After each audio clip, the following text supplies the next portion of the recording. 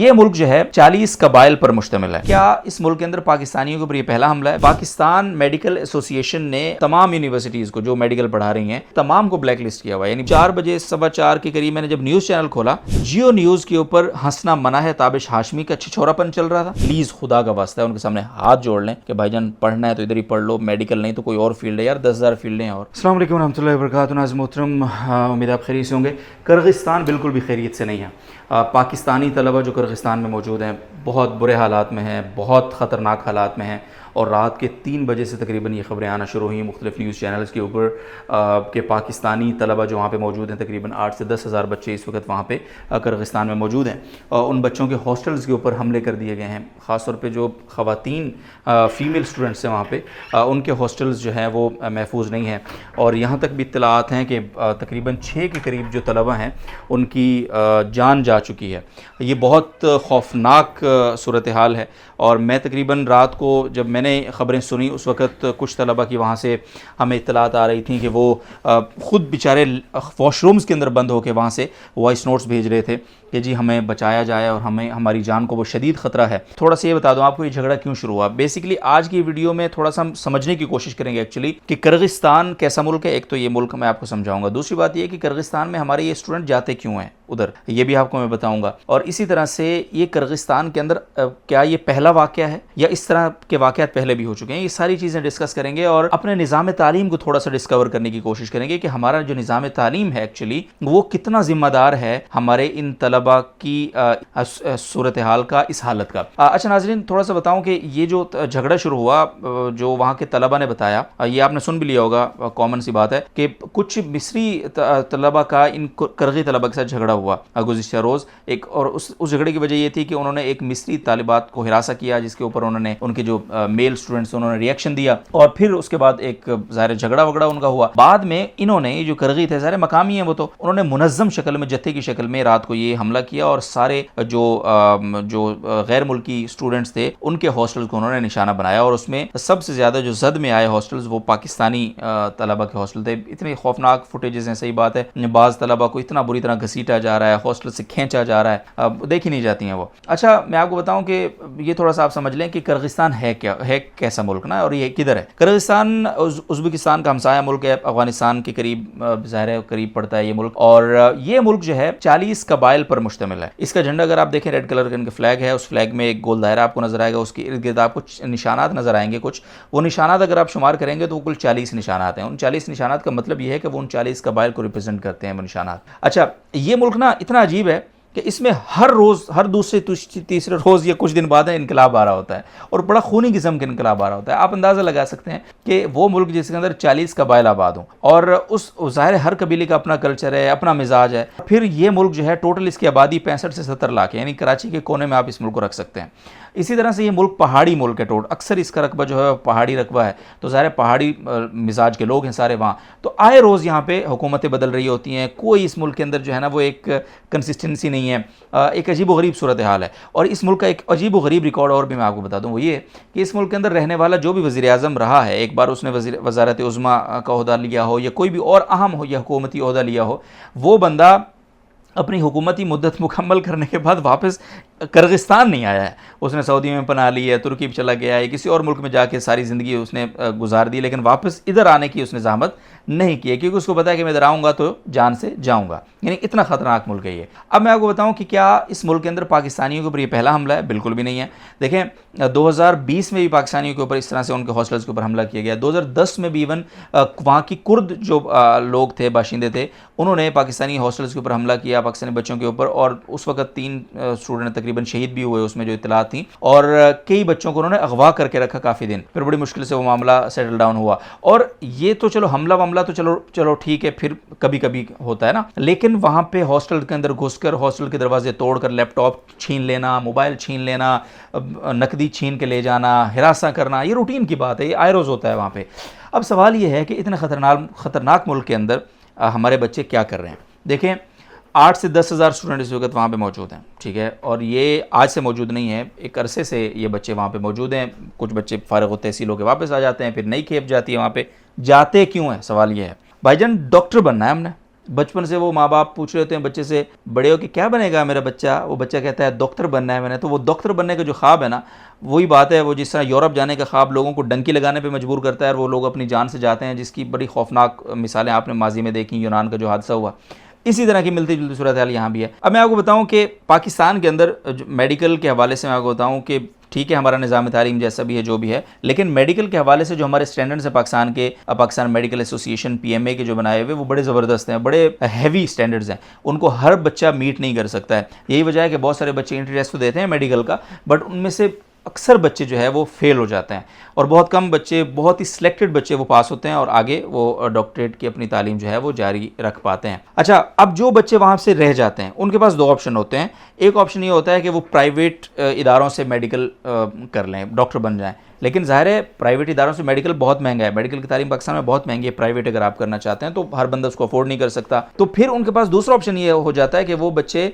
China चले जाते हैं, कुछ बच्चे इसी तरह किर्गिस्तान वगैरह इन ममालिक में चले जाते हैं। मज़े की बात यह है कि इन ममालिक के अंदर डिग्री तो आपको सस्ते में मिल जाती है, बट पाकिस्तान मेडिकल एसोसिएशन ने अपने कानून में किर्गिस्तान की ख़ास तौर पर मैं बात बताऊँ, तकरीबन तमाम यूनिवर्सिटीज़ को जो मेडिकल पढ़ा रही हैं, तमाम को सिवाय 2-3 यूनिवर्सिटीज़ के तमाम को ब्लैक लिस्ट किया हुआ है। यानी ब्लैक लिस्ट का मतलब यह है कि उन यूनिवर्सिटी से अगर आप डिग्री लेकर आ भी गए, इधर पाकिस्तान में आपका कोई मुस्तकबिल नहीं है, इधर आपको कहीं नहीं जॉब नहीं मिलेगी, कहीं आपको जो है वो आपकी उस डिग्री को तस्लीम नहीं किया जाएगा। ज़्यादा से ज़्यादा आप अपनी किसी प्राइवेट क्लिनिक में बैठ के जो है वो मरीज़ों की जो है तबीयत साफ़ कर सकते हैं या फिर आप किसी प्राइवेट हॉस्पिटल में कोई जॉब कर सकते हैं, इसके अलावा आपको कोई स्कोप नहीं है। तो ये भी आप याद रखने की बात है, शायद बाज़ लोगों को ना पता हो। अच्छा, मैं आपको बताऊं कि कुछ वक्त पहले 2020 में जब ये कोरोना शरोना चल रहा था, उन दिनों में एक खबर बहुत आई थी किर्गिस्तान से कि किर्गिस्तान में जो है ना पाकिस्तान के जो बच्चे मेडिकल वहाँ पे पढ़ रहे हैं, PMA का ये जो कानून पास हुआ है कि उसने काफ़ी सारी यूनिवर्सिटीज़ को ब्लैकलिस्ट कर दिया, तो बच्चे वहाँ पे डिप्रेशन में हैं, खुदकुशियाँ कर रहे हैं, उनका मुस्तकबिल दाव पे लग गया। हमारे बड़े मशहूर एक डॉक्टर अफान कैसर साहब हैं, सोशल मीडिया पर आए रोज़ वो मुख्तलिफ चीज़ें शेयर करते रहते हैं। आज उन्होंने तरबूज को टीका लगाने वाला एक शो छोड़ा हुआ है। बहरहाल उन्होंने उर्दू पॉइंट पे उस वक्त वो होस्ट करते थे शो, उस वक्त उन्होंने किर्गिस्तान से कुछ मेडिकल के बच्चों को जो है ना उनके साथ 2-3 शो किए थे उन्होंने, और मुकदमा ये लड़ा था कि पाकिस्तानी हुकूमत ने या पाकिस्तान मेडिकल एसोसिएशन ने जो ये किर्गिस्तान की यूनिवर्सिटीज़ को ब्लैक लिस्ट किया है, ये इकदाम बिल्कुल ठीक नहीं है, बच्चों के मुस्तकबिल के साथ खेल रहे हैं। डॉक्टर अफान साहब से कोई ये पूछे कि बजाय इसके कि आप इतने समझदार, आप रोज़ाना आप ज्ञान बांटते हैं माशाल्लाह, तो आप उन बच्चों को समझाएं, उनके वालिदैन को समझाएं कि भाई आपने अगर मेडिकल में आपका यहाँ पे एंट्री टेस्ट पास नहीं हुआ तो कोई बात नहीं यार, आप अगली अटेम्प्ट कर लो, नहीं कर रहे अगली अटेम्प्ट तो कोई और फील्ड है यार, वो कर लो। जरूरी है डॉक्टर बनना, क्या फ़र्ज वाजिब है क्या? और फिर अगर वो वहां जाके डॉक्टर बन रहे हैं, आपको उनके मुस्तकबिल की तो फिक्र है कि PMA ने कानून पास किया तो उनके मुस्तकबिल दाव पे लग गए हैं, लेकिन वो बच्चे जो वहां से एक घटिया तरीन यूनिवर्सिटी से डिग्री लेकर आएंगे, बल्कि डिग्री खरीद कर इधर आएंगे, और यहाँ पे जो हज़ारों जो है पाकिस्तानी, लाखों करोड़ों पाकिस्तानियों की सेहत के साथ, ज़िंदगी के साथ वो खेलेंगे, उसकी आपको कोई फिक्र नहीं है। मतलब अजीब गरीब सूरत हाल। तो बहरहाल अब मैं आपको बताता हूँ कि ये बच्चे पाकिस्तान के अंदर जो हमारा जो निज़ाम तालीम है, हमारे निज़ाम तालीम से मेरी मुराद इस वक्त वो निज़ाम तालीम है जो मैट्रिकुलेशन और इंटरमीडिएट लेवल का है, उसका कितना किरदार है इन बच्चों को बाहर भेजने में, या ये बच्चे जो इस तरह के ममालिक की तरफ रुख करते हैं, इसमें उनका कितना किरदार है। देखें, मैं आपको बताऊं, मैट्रिक और इंटरमीडिएट का बहुत बड़ा रोल होता है आपको पाकिस्तान के अंदर मेडिकल का एंट्रेंस पास कराने में। आपकी मैट्रिक बहुत अच्छी होनी चाहिए, आपकी FSC बहुत अच्छी होनी चाहिए, देन आप मैट्रिक जो मेडिकल का एंट्रेंस पास कर सकते हैं, अदरवाइज कोई चांस नहीं है बॉस। अच्छा, अब मैट्रिक और इंटरमीडिएट अच्छी होनी चाहिए, इसके दो मतलब हो सकते हैं। एक मतलब यह है कि आपके मैट्रिक और इंटरमीडिएट में नंबर बहुत अच्छे हों। दूसरा मतलब यह है कि नंबर आपके ठीक हों, अच्छे हों, लेकिन आपने पढ़ा भी अच्छा हो। ये दोनों चीजें जमा नहीं होती हैं उमूमन। निज़ाम तालीम हमारा ये वाला जो मैट्रिक और इंटरमीडिएट का इतना घटिया है पाकिस्तान के अंदर कि कराची का अभी मैट्रिक का इम्तिहान हुआ है कुछ दिन पहले, अभी बल्कि 2 दिन पहले ख़त्म हुआ है। मैं आपको बताऊं, यकीन करें, बच्चों के पास बैठने की जगह नहीं है पेपर लिखने के लिए यार। बच्चों के पेपर आधा घंटा पहले लीक होकर व्हाट्सएप पे पेपर हल होके मिल रहे हैं, यानी ये हालात हैं। पंजाब के बाद कॉलेजेस, यूनिवर्सिटीज, इलाकों को मैं जानता हूँ, वहाँ पे रूटीन प्रैक्टिस ये है, यानी पंजाब की तालीम तो फिर बेहतर है ना, उसकी हालत बयान कर रहा हूँ कि मैट्रिक के अंदर आपको इम्तिहान से पहले 1500-1500, 2-2 हज़ार रुपए बच्चों से लेते हैं, किस उन्वान से वाज़ेह तौर पर बताते हैं। यानी इसको छुपाना भी वो मुनासिब नहीं समझते कि जी जो निगरान अमला आएगा, जो सुप्रीडेंट आएगा इम्तिहान का, एग्जामिनेशन एम्यूनेशन का, उसको खाना खिलाना है। वो देसी मुर्गे कुक्कड़ फाड़ते हैं और फिर उसके बाद आप जितना खिलाएंगे उसी हिसाब से आप अपने कॉलेज के लिए, अपने बच्चों के लिए, अपने स्टूडेंट्स के लिए आप नकल का उनसे इजाज़तनामा ले सकते हैं। फिर वो बच्चों को नकल करा के पास कराते हैं और पास कराने के बाद फिर वो नंबर बड़े बड़े छाप के, जब उनके 1000 में से यानी 1100 में से उनके 1050 नंबर आते हैं एक बच्चे के, और वो आते नकल से हैं, बड़े बड़े बैनर लगते हैं स्कूल के फलां स्कूल की इतनी बड़ी कामयाबी, तहसील में पोजीशन, डिस्ट्रिक्ट में पोजीशन, लेकिन एक्चुअली वो नंबर दिखा तो रहे होते हैं अपने मार्केटिंग के लिए, लेकिन उन तलबा के मुस्तकबिल के साथ वो खेल रहे होते हैं। मैंने जिस तरह शुरू में आपको बताया कि या तो वो बच्चे, उनकी तालीम सिर्फ नंबरों की हद तक अच्छी होती है, यानी वो डी ग्रेड के बच्चे होते हैं और उनको ए ग्रेड के नंबर आप नकल करवा करवा के दिलवा देते हैं, ठीक है। या वो बच्चे, अच्छा कराची के अंदर क्या होता है कि इन बच्चों का ज़ाहिर है आपने देखा ना निज़ाम इम्तिहानात ही इतना डिस्टर्ब है, यानी वो निज़ाम जो सामने नज़र आ रहा है, यहाँ जाम रशीद में यार अल-गज़ाली के तहत जो हमारा बैरूनी एजुकेशन सिस्टम है वहाँ मैट्रिक का सेंटर बना हुआ था। मैं वहाँ की आपको बात बताता हूँ, उधर यानी दो पेपर हो चुके हैं, 2 पेपर के बाद जब तीसरा पेपर है तो तीसरे पेपर के लिए रात को 10:30 बजे कॉल आ रही है बोर्ड की कि जी हम 250 बच्चे मजीद भेज रहे हैं आपके पास, तो आप उनका इंतजाम करें। भाई कहाँ से इंतजाम करें, यानी उन बच्चों को ऐसे मिला कर बिठाया मजबूरन, ज़ाहिर है क्या करें, बिठाए गए जैसे नमाज में इमाम साहब सफ़ें जुड़वाते हैं कि घुटनों से घुटना मिला लें, कंधे से कंधा मिला लें, यार कोई बात है यार। ये बच्चा, अच्छा फिर ये तो वो चीज़ें जो सामने नजर आ रही हैं, इसमें इतनी बदनुमानी है। फिर ये इन बच्चों का जब रिजल्ट तैयार होता है तो जो डी ग्रेड का मुस्तहिक बच्चा होता है उसको आप दे रहे होते हैं A1 ग्रेड, और जो A1 ग्रेड वाला बच्चा होता है यानी एक्चुअली जिसको वो A1 ग्रेड मिलना चाहिए उसको आप दे रहे होते हैं C ग्रेड, D ग्रेड। तो वो बच्चे जो मुस्तहिक होते हैं वो एंट्री टेस्ट पे पहुंच नहीं पाते, और जो मुस्तहिक नहीं होते वो एंट्री टेस्ट में पहुंच तो जाते हैं अपने नंबरों की वजह से, ज़ाहिरी नंबरों की वजह से, लेकिन ज़ाहिर है वहां तो नकल नहीं चल रही होती, वहां का निज़ाम बहुत अच्छा है, तो वो एंट्री टेस्ट पास नहीं कर पाते। तो ये मसला होता है। फिर वो बच्चे ज़ाहिर है जो बच्चे या तो पहुंच नहीं पाते या वहां से फेल हो जाते हैं, ये दोनों तरह के बच्चे फिर इस तरह की अटैम्प्ट्स करते हैं। तो ये हमारा निज़ाम तालीम इसमें बहुत बड़ा कसूरवार है, मैं आपको बताऊं। अच्छा खैर, अल्लाह ताला हमें हिदायत अता फरमाए और हमारे इस निज़ाम तालीम को बेहतर करने की हमें तौफीक दे। हम दुआ ही कर सकते हैं, कोशिश कर सकते हैं, लेकिन मेरी गुजारिश पेरेंट्स से भी है, देखें खास तौर पे जो बच्चियां हैं हमारी फीमेल, हमारी बेटियां, बहन बेटियां, प्लीज यार उनके लिए वो जिद भी करें ना, प्लीज उनके सामने हाथ जोड़ लें कि कोई और जिद कर लो पूरी कर देंगे, ये वाली जिद नहीं पूरी करवाओ। आप देख रहे हैं हालात क्या हुआ है हमारी बच्चियों के साथ, और सारी जितना टेन्योर वहां पे वो रहती है ना, वो उनकी ज़िंदगी ख़तरे में ही रहती है। ये मैं सिर्फ बिश्कीक की बात नहीं कर रहा, ये इस वक्त बिश्कीक में यानी जो इस वक्त किर्गिस्तान का दारुल हुकूमत है वहाँ पे ये हालात हैं। मैं ओवरऑल बात कर रहा हूँ यार, बाहर की स्टडी बिल्कुल भी आसान नहीं है।